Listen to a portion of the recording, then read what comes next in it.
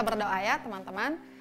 Bapa kami yang di surga, Bapa yang penuh kasih, kami mengucap syukur hari ini kami akan kembali beribadah. Terima kasih Engkau menyertai kami yang ada di rumah, dimanapun kami berada yang saat ini sedang ikut ibadah. Tuhan memberkati. Dalam nama Tuhan Yesus kami siap untuk beribadah. Haleluya, amin. Bredipta, aduh mana ya? Amiko, lihat Bredipta nggak? Brediptanya, aduh aku nggak tahu tante, Bredipta kemana? Oh di mana ya? Bredipta, aduh susah banget sih. Bredipta. Padahal kan sebenarnya Bredipta tuh lagi di rumah aku, tapi dia tuh lagi berantem sama mamanya. Jadi sekali-sekali nutupin dulu Bredipta lagi di rumah aku guys. Ya teman-teman semua bangkit diri, kita nyanyikan lagu Bang Bang Bang. Bang Bang Bang, Bang Bang Bang, hey hey Bang Bang Bang, Bang Bang Bang, hey hey Bang Bang Bang, Bang Bang Bang, hey hey Bang Bang Bang, Bang Bang Bang, hey hey Bang Bang Bang, Bang Bang Bang, Bang Bang Bang, Bang Bang Bang, Bang Bang Bang.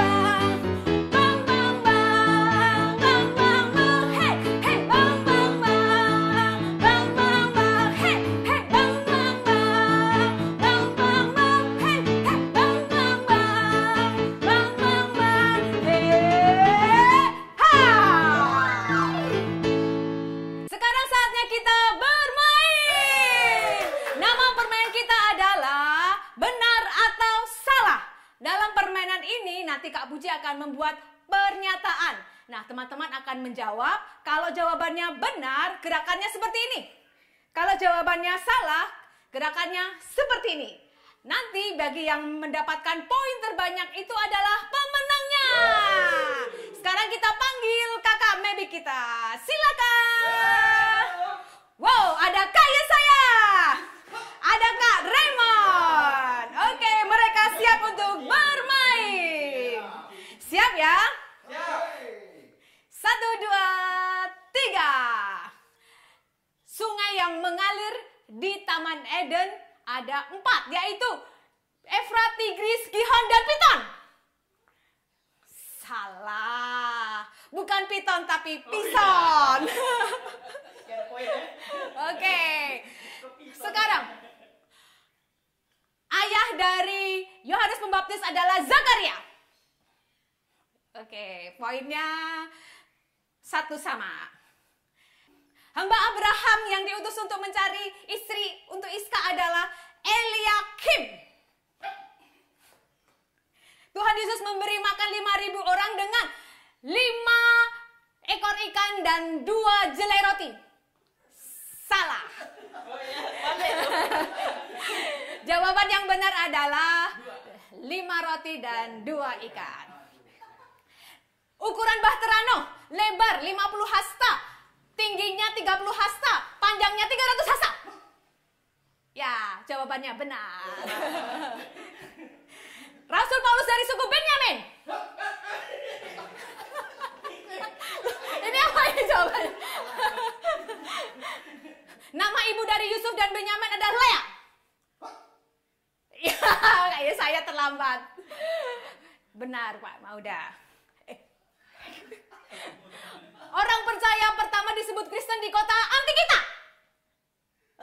Kayak saya lambat. Kitab kelima dalam perjanjian baru adalah Kisah Para Rasul. Kak Raymond salah.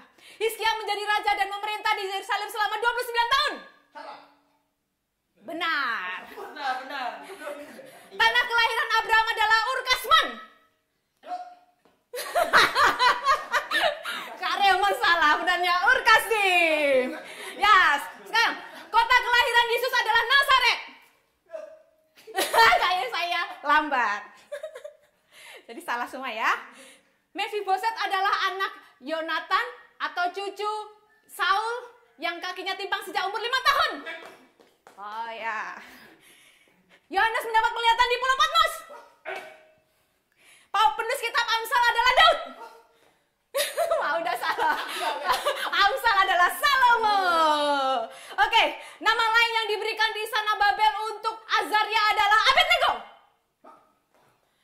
Benar. Tadi kan salah. Ya. Oke. Yesus dibaptis oleh Yohanes Pembaptis di Sungai Yordania. Salah. Di Sungai Yordan. Oke. Yang menggantikan Yudas sebagai rasul adalah Matias. Nabi yang terangkat ke surga adalah Nabi Elisa. Oh, salah. Yang benar adalah Nabi Elia. Oke, pertanyaan sudah selesai. Oke, kita akan lihat poinnya. Berapa poinnya Pak Sudi? Kayak saya 9. Kayak saya 9. Oh. Kak Raymond? 11, 15, 17, 18. 9 sama. Oh, sama. Ini ada pertanyaan terakhir ya untuk menentukan pemenangnya. Siap-siap. Manusia pertama adalah Nuh. Ya, Kak Raymond duluan. Jadi pemenangnya adalah Kak Raymond. Yeay. Oke, dipersilakan. Kenalkan, saya ini orang baik. Wah. Orang baik begitu. Gampang sekali kalau disuruh mundur ya. Nah, ini orang baik seluruh Indonesia. Udah banyak nih orang-orang di Indonesia yang ku bantu. Tadi, karena aku ada lihat orang di sana, kayaknya dia belum makan nih. Wah, aku pergi ke ini. Ku lihat di minimarket situ, gak ada orang, kosong. Jadi ku ambil lah. Ini mau ku kasih ini sama mereka nih. Nih, mau ku kasih ini. Kasih sama mereka nanti. Nih, coklat juga mau kasih juga nih. Pada lagi. Wah. Nih, susu juga mau kasih. Susu. Mana lagi? Nih juga mau ku kasih. Nih, aku kasih sama mereka nih, mau berbagi. Aku nih terkenal baik. Ya, tadi kan nggak apa-apa walaupun ku ambil di sana. Ya nama juga berbuat baik kan nggak masalah kan? Nggak apa-apa. Itu. Nama juga orang baik begitu ya. Aku mau pergi lagi deh, bantu orang lain lagi. Ke tempat yang lain, banyak yang belum merasakan rezeki. Ya, sekarang kita akan muji Tuhan. Ayo terus menyala.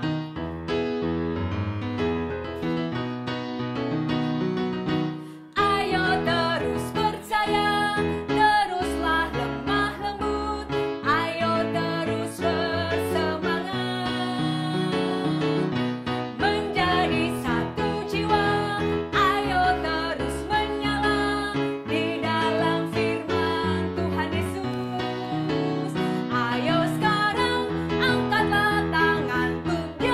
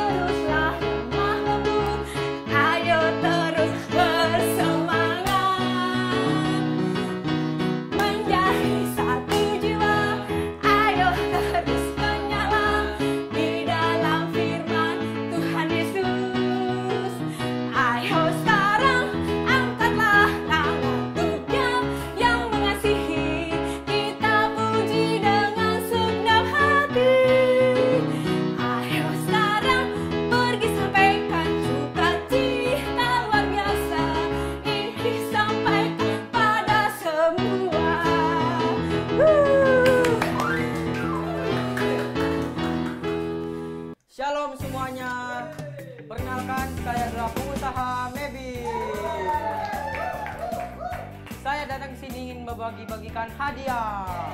Sebelumnya, kita akan membuat passwordnya dulu. Semuanya bangkit berdiri.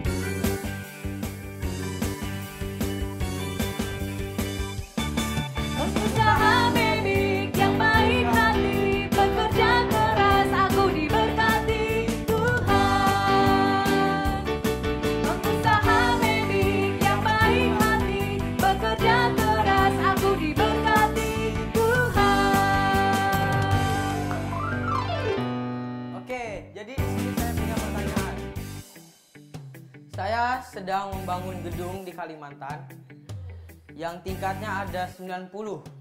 Setiap satu tingkatnya 3 meter. Berapakah seluruh tingkatnya itu? Tingginya.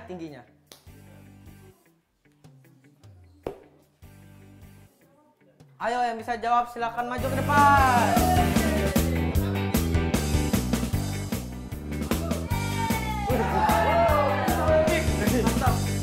Saya juga pengusaha. Jawabannya apa? Berapa jawabannya? Jawabannya berapa? 9 tadi 90 kan? 90 3 meter. 3 meter. 90 tadi 3 meter. 270. 90. Jawabannya benar. Sebelum mendapatkan hadiahnya, kita akan membuat passwordnya dulu.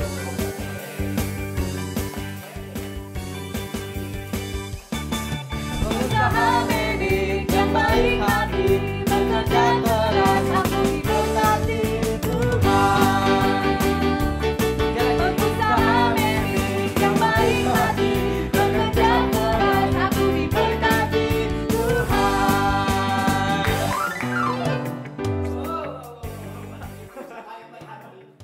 Sebagai pengusaha yang baik hati, ini buat Anda.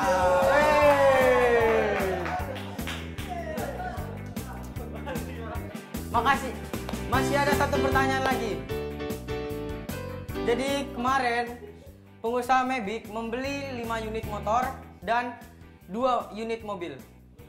Satu harga unit motornya 100 juta dan satu harga unit mobilnya 450 juta. Berapakah totalnya? Yang bisa jawab, ayo maju ke depan.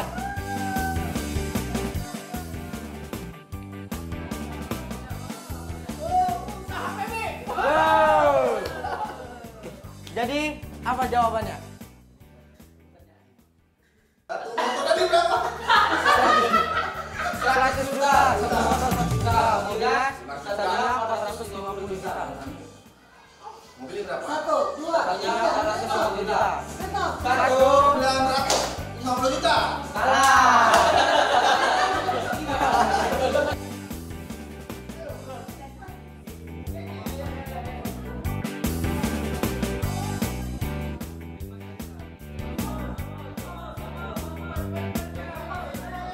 Dua unit.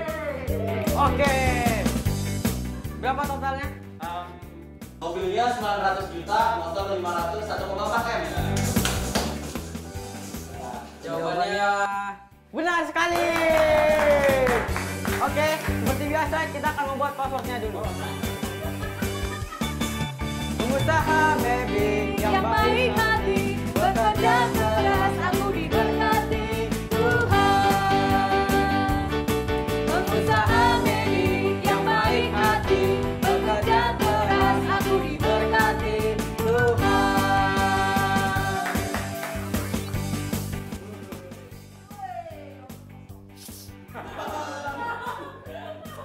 Ini dia. Oke, terima kasih semuanya. Pengusaha Mebik sekarang ingin balik lagi ke kantor karena ingin mengurus gedung yang sedang dibangun. Sebelum itu, semuanya bangkit berdiri dan kita akan membuat passwordnya lagi. Pengusaha Mebik yang baik hati, bekerja keras, aku diberkati Tuhan. Pengusaha Mebik yang baik hati, bekerja keras, aku diberkati Tuhan. Ya, shalom teman-teman. Kita akan membaca firman Tuhan bersama-sama ya. Ya, sudah tertera ayatnya di situ ya. Kita baca sama-sama ya teman-teman. 1, 2, 3. Ia melakukan apa yang benar di mata Tuhan, tepat seperti yang dilakukan Uzia ayahnya. 2 Tawarik 27 ayat 2a. Sekali lagi, 1, 2, 3. Ia melakukan apa yang benar di mata Tuhan, tepat seperti yang dilakukan Uzia ayahnya. 2 Tawarik 27 ayat 2a. Ya teman-teman, tadi kita lihat ada teman-teman kita yang melakukan sesuatu untuk orang lain ya. Lalu mereka menganggap itu sesuatu yang benar. Mereka menolong orang lain teman-teman. Tapi apakah emang yang mereka lakukan itu benar ya? Benar nggak sih yang mereka lakukan ini? Tadi ada 1 anak laki-laki dan 1 anak perempuan yang mencoba untuk menolong teman-temannya teman-teman. Nah sekarang kita mau dengar firman Tuhan ya. Teman-teman ikuti dengan baik ya. Sekarang kita mau lihat nih apa kata firman Tuhan. Ya teman-teman. Nah suatu saat teman-teman di dalam firman Tuhan, di dalam Alkitab ada seseorang yang diberikan upeti oleh seorang raja. Upeti itu apa ya teman-teman? Upeti itu adalah hadiah. Hadiah yang diberikan seseorang kepada lawannya ketika dia kalah perang teman-teman. Nah seseorang ini diberikan upeti yang sangat banyak teman-teman. Apa aja harta yang diberikannya itu? Firman Tuhan berkata ada 100 talenta perak. Itu yang pertama. Terus yang kedua ada lagi teman-teman 10.000 kor gandum. Wow 10.000 kor gandum. Terus ada lagi yang ketiga 10.000 kor jelai. Wah apa aja tadi 100 talenta perak. Terus 10.000 kor gandum dan 10.000 kor jelai. Nah teman-teman kebayang gak sih banyaknya tuh kayak apa? Nah gini kalau misalnya kita mau coba bayangkan seberapa banyak sih harta yang didapat, upeti yang didapat dari seseorang ini. Nah yang pertama tadi talenta, ada 100 talenta perak teman-teman. Nah 100 talenta perak itu kalau 1 talenta perak sama dengan beratnya ya 34 kg teman-teman. Berarti kalau 34 dikali 100 berapa? 3.400 kg perak teman-teman. Itu sebanyak apa ya? Wow itu mungkin ada setumpukan perak diserahkan dengan berat sebesar 3,4 ton teman-teman ya. 3.400. Bayangkan di depan teman-teman ada 3.400 kg perak. Wow itu kalau dijual pasti mahal banget kan sekarang ya kan. Terus apalagi tadi 10.000 kor gandum teman-teman. Gandum ya yang biasa dibuat roti. Gandum yang bisa menyehatkan tubuh kita itu.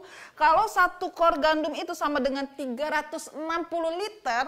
Berarti 10.000 kor gandum dikali 360 liter sama dengan 3.600.000 liter. Banyak banget itu ditaruh di mana coba? Mungkin kalau ditaruh di rumah kita nggak muat ya teman-teman. Ada 3.600.000 liter gandum. Kalau kayak Elis pikir-pikir ya, kita beli beras aja, 1 karung beras itu bisa 20 kg, itu berat banget teman-teman. Ya, tapi ini raja ini diberikan upeti sebanyak 3.600.000 liter gandum. Terus yang terakhir ada juga 10.000 kor jelai. Jelai itu sama seperti sejenis padi-padian. Dia kualitasnya di bawahnya gandum, tapi jelai ini bisa dimakan juga untuk manusia teman-teman. Tapi banyak juga digunakan untuk memberi makan hewan ternak. Nah, tadi ada berapa? 10.000 kor jelai. Wah 10.000 kor jelai ini teman-teman berarti sama juga dengan 3.600.000 liter jelai. Bayangkan betapa banyaknya teman-teman. Wow ini bisa dipakai untuk, bisa dikasih buat manusia juga bisa. Hewan ternak pun gak ada yang akan kelaparan. Kalau negeri ini punya 3.600.000 liter jelai teman-teman. Wah banyak sekali, gak akan ada yang kelaparan teman-teman. Semuanya bisa makan dengan kenyang, dengan puas. Mungkin sampai 1 tahun gak habis-habis ya teman-teman.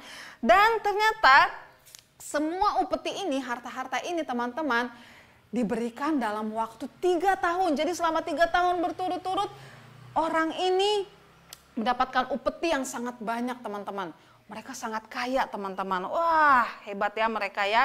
Siapa sih raja ini sebenarnya? Siapa orang ini sebenarnya? Dan kenapa dia bisa mendapatkan semua itu? Ternyata teman-teman, ada dalam firman Tuhan dituliskan bahwa ada seorang laki-laki teman-teman yang dia kuat. Dia juga pintar teman-teman. Dan dia baru berusia pada saat itu, dia baru berusia 25 tahun. Wow, bayangkan usia 25 tahun dia sudah bisa memenangkan peperangan sampai akhirnya dia mendapatkan harta yang sangat banyak. Dan lawannya ini namanya Raja Amon, teman-teman. Ya, Raja Bani Amon. Jadi Raja Bani Amon ini karena dia kalah dalam peperangan, akhirnya dia memberikan upeti yang sangat banyak ini, teman-teman. Pasti orang yang dipimpin oleh raja ini, teman-teman, raja yang menang ini, pasti mereka sangat bangga, ya kan? Nah, laki-laki ini, si pemuda berusia 25 tahun ini, Alkitab menuliskan namanya adalah Raja Yotam. Ya, teman-teman, apa namanya? Raja Yotam. Nah, Raja Yotam ini, teman-teman, dia adalah orang yang kuat, orang yang pintar, teman-teman. Pasti rakyatnya senang sekali ya dipimpin oleh raja yang hebat seperti ini. Mereka nggak kelaparan, mereka nggak melarat, mereka nggak akan sulit, mereka nggak kepikiran tuh, aduh besok kami makan apa ya? Karena mereka sekarang negeri mereka sangat kaya, teman-teman. Nah, Raja Yotam ini adalah salah satu raja Israel.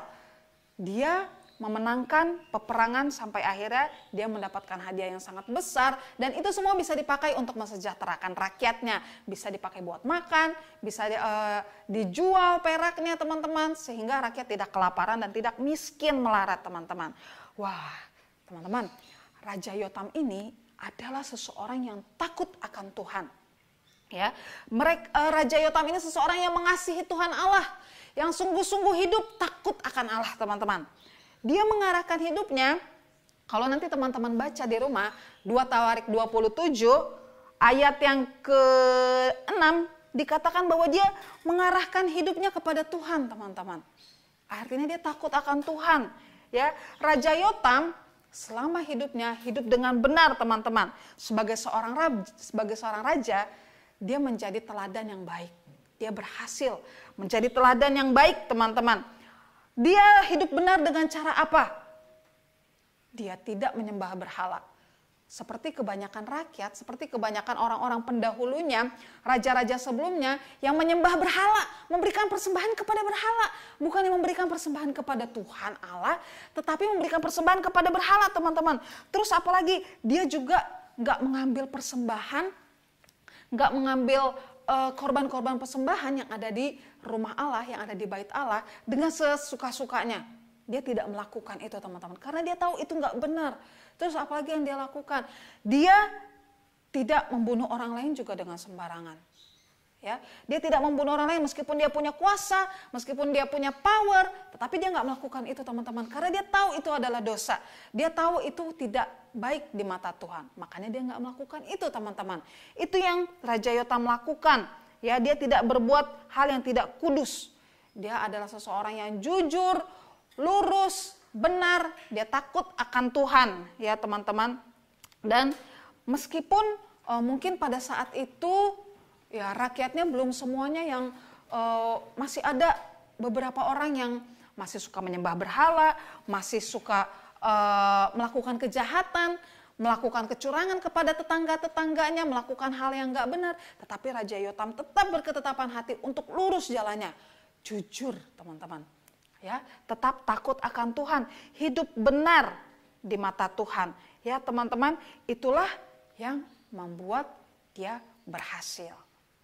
Oke, karena dia seorang yang mengasihi Tuhan dan hidup dengan benar. Tuhan menjadikan dia orang yang berhasil. Dia berhasil menjadi raja selama 16 tahun, dia berhasil memimpin rakyatnya, memimpin kerajaan. Dia bawa untuk rakyatnya supaya takut akan Tuhan, teman-teman. Apalagi keberhasilannya Raja Yotam. Raja Yotam juga berhasil menjadi teladan raja yang baik. Dan dia juga memenangkan peperangan. Sampai akhirnya rakyatnya lah yang menerima yang mendapatkan keuntungan dari kemenangan Raja Yotam ini, teman-teman. Lalu apalagi yang dilakukan Raja Yotam ini, teman-teman? Sebagai tanda bahwa dia mengasihi Tuhan. Dalam Alkitab juga dikatakan bahwa Raja Yotam mendirikan pintu gerbang tinggi. Itu yang pertama. Terus yang kedua, mengadakan banyak pembangunan. Dibangun negerinya dengan baik. Terus mendirikan kota-kota di Yehuda. Dan benteng-benteng serta menara-menara di hutan. Nah, ini dalam rangka, tadi Raja Yotam mendirikan pintu gerbang tinggi. Ini dalam rangka dia menjaga bait suci Allah. Dia menjaga supaya rumah Tuhan tetap baik, tetap bagus. Ya, teman-teman, dirawat dengan baik bait Allah. Terus kota-kota yang dibangun, pembangunan menara-menara yang dibangun di dalam hutan itu dibuat juga untuk mesejahterakan rakyatnya, teman-teman. Ya, menara-menara dibangun supaya tidak mudah raja dari negeri lain menyerang negeri mereka, teman-teman. Supaya rakyat terlindungi, tidak terancam bahaya dari negeri lain, teman-teman. Jadi Raja Yotam sangat mengasihi rakyatnya. Dan Raja Yotam juga mengasihi Tuhan Allah. Sampai akhirnya dia melakukan hal-hal tersebut, teman-teman. Dia memperkuat pertahanan negerinya dengan membangun menara-menara di dalam hutan. Supaya rakyatnya tidak mudah diserang, teman-teman. Raja Yotam melakukan apa yang benar di mata Tuhan, teman-teman. Sehingga hidupnya berhasil. Ya, tadi kita lihat, tadi kita dengar bagaimana dia berhasil menjadi raja yang baik. Berhasil mempertahankan kesejahteraan rakyatnya. Berhasil mensejahterakan rakyatnya supaya tidak ada yang kelaparan. Itu semua berkat apa? Karena pertolongan Tuhan atas Raja Yotam. Karena pertolongan Tuhan atas Raja Yotam yang takut akan Tuhan, yang hidup dengan benar. Ya, itu yang dilakukan oleh Raja Yotam, teman-teman. Nah, teman-teman, hari ini kita belajar seperti yang difirmankan Tuhan. Kita belajar hari ini dari Raja Yotam bahwa hidup kita sama nih seperti Raja Yotam. Kalau kita melakukan yang benar, hidup kita jujur, hidup kita lurus, hidup kita sesuai dengan firman Tuhan, maka Tuhan akan membuat kita berhasil. Ya, teman-teman, berhasil dalam apa? Berhasil di sekolah kita, berhasil dalam keluarga kita, dalam pergaulan kita. Kita tidak terjebak dalam dosa-dosa yang ada di sekitar kita. Berhasil dalam mencapai cita-cita kita di masa depan nanti, teman-teman. Pasti semua, kalian pasti mau berhasil kan? Pastilah, gak ada yang mau hidupnya nanti di masa depan susah, menyusahkan orang lain, menyusahkan negara, menyusahkan banyak orang. Kak Elis percaya pasti semuanya gak ada yang mau kayak gitu. Tapi pasti kalian semua mau berhasil. Ya kan, seperti Raja Yotam ini, teman-teman. Nah, bagaimana caranya supaya kita berhasil? Bagaimana caranya supaya Tuhan memberkati kita? Ya itu tadi, seperti yang Raja Yotam lakukan. Hidup benar di mata Tuhan, teman-teman. Kudus seperti Raja Yotam. Ya, teman-teman. Melakukan firman Tuhan. Bagaimana caranya hidup benar? Baca tuh firman Tuhan yang ada di tangan kalian. Kita gali firman Tuhan. Kita membaca dengan sungguh-sungguh firman Tuhan. Karena dari situlah kita tahu apa yang harus kita lakukan. Ya, teman-teman. Kita melakukan apa yang benar menurut di mata Tuhan, bukan di mata manusia. Kalau kita melakukan yang benar di mata manusia, itu belum tentu benar di mata Tuhan. Nah, sama nih kayak teman kita yang tadi dua itu, teman-teman. Yang mau menolong orang lain, tapi caranya salah. Nah, berarti kalau caranya salah, itu nggak sesuai firman Tuhan. Itu tidak jujur. Berarti itu tidak benar di mata Tuhan, teman-teman. Memang sih, kalau dilihat-lihat mereka berbuat baik, mereka mengusahakan supaya temannya bisa makan, tapi ternyata hasil curian makanannya. Benar nggak? Nggak benar kan? Terus yang kedua tadi, teman kita yang perempuan itu, dia bohong sama ibu temennya. Dia bilang dia nggak tahu Bredipta ada di mana, padahal Bredipta ada di rumahnya. Nah, itu cara-cara yang salah, teman-teman. Kalau kita mau menolong teman kita, kalau kita mau melakukannya dengan benar, kita harus jujur, mengatakan yang benar. Kalau kita mau menolong orang lain, kita harus dengan uang kita sendiri, ya, bukan hasil curian. Kita kumpulin uang kita, bukan dengan hasil curian. Ya, teman-teman, Kak Elis percaya kita pasti bisa melakukan hal yang benar kalau kita melakukannya dengan meminta pertolongan dari siapa? Tentunya dari Tuhan kita, Yesus Kristus. Kita nggak akan bisa melakukan yang benar tanpa pertolongan dari Tuhan kita, Yesus Kristus, teman-teman. Kita pasti gagal terus, jatuh terus dalam dosa. Tapi kalau kita meminta pertolongan dari Tuhan, pasti kita dimampukan. Amin, teman-teman percaya bahwa Tuhan akan menolong kita, memampukan kita untuk melakukan yang benar sesuai firman Tuhan. Karena Tuhan kita adalah Tuhan yang benar. Ya, teman-teman, kita mengucap syukur untuk firman Tuhan yang kita dengar hari ini.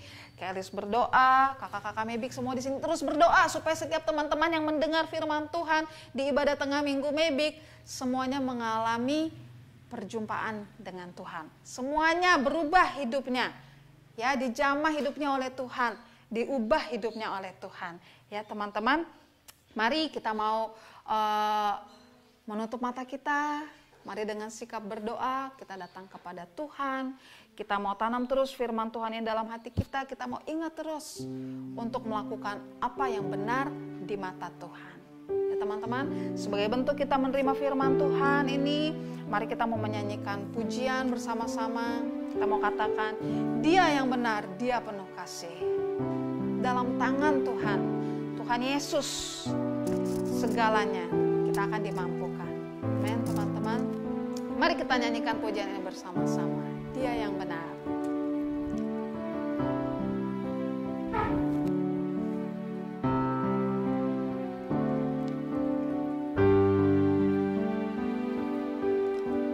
Katakan Dia yang benar.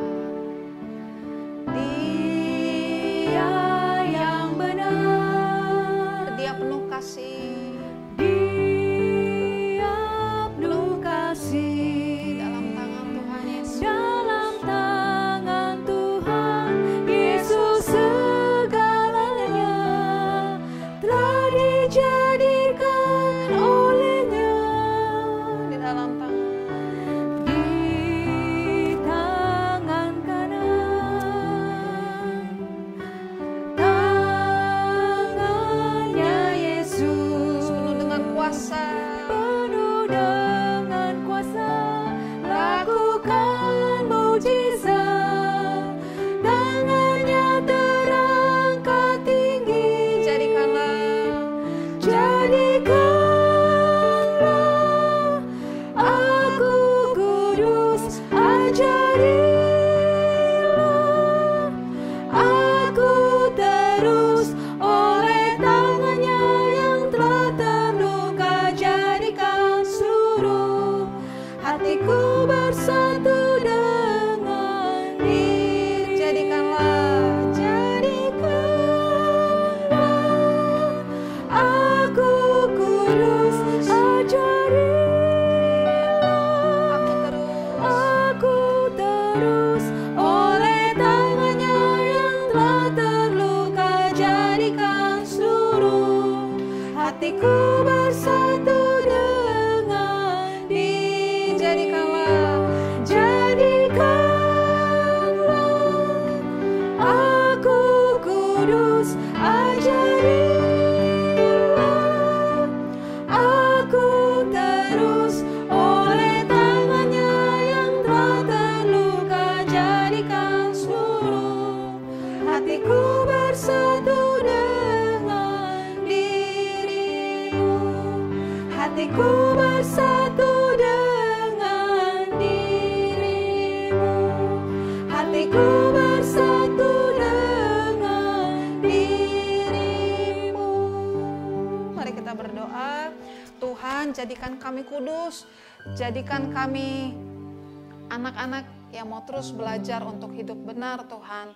Tolong kami Bapa yang baik supaya firman Tuhan terus kami ingat dalam sepanjang hidup kami ya Tuhan. Kami melakukan apa yang benar di mata Tuhan, bukan di mata manusia. Terima kasih Tuhan, kami bersyukur untuk firman-Mu. Dalam nama Tuhan Yesus kami bersyukur, haleluya, amin. Teman-teman, kita mau baca sekali lagi firman Tuhan ini bersama-sama ya, dengan suara yang keras. 1, 2, 3. ia melakukan apa yang benar di mata Tuhan, tepat seperti yang dilakukan Uzia ayahnya. 2 Tawarik 27 ayat 2a. Baik teman-teman, kita akan menutup rangkaian ibadah kita hari ini. Mari sekali lagi kita datang kepada Tuhan, kita tutup mata kita lipat tangan kita datang kepada Tuhan ya. Bapa kami yang baik, kami sungguh bersyukur kami boleh beribadah hari ini, kami diberkati Tuhan.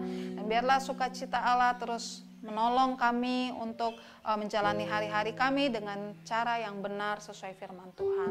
Terima kasih Tuhan, tolong teman-teman supaya mereka terus setia beribadah, terus setia mengiringi Yesus. Berkati mereka, keluarga, orang tua mereka, pekerjaan, pelayanan mama papa mereka juga diberkati oleh Tuhan. Di dalam nama Tuhan Yesus kami berdoa dan mengucap syukur. Haleluya. Amin.